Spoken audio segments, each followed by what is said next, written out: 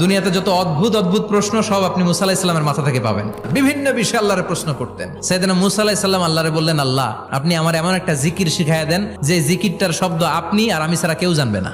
দিনে রাতে সব সময় এই জিকির আমি করব, আপনারে ডাকবো, কিন্তু শর্ত হলো এই জিকিরটা জানবে শুধু আপনি আর জানবো শুধু আমি। আল্লাহ বললেন, মুসা পড়ো লা ইলাহা ইল্লাল্লাহ।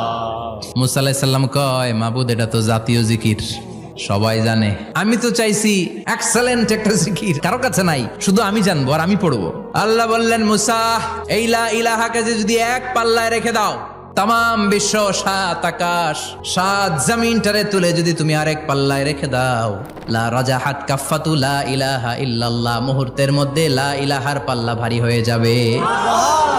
ও মুসা, তুমি যতই এক্সক্লুসিভ জিকির চাও, লা ইলাহার চেয়ে দামি জিকির আমার কাছে নাই।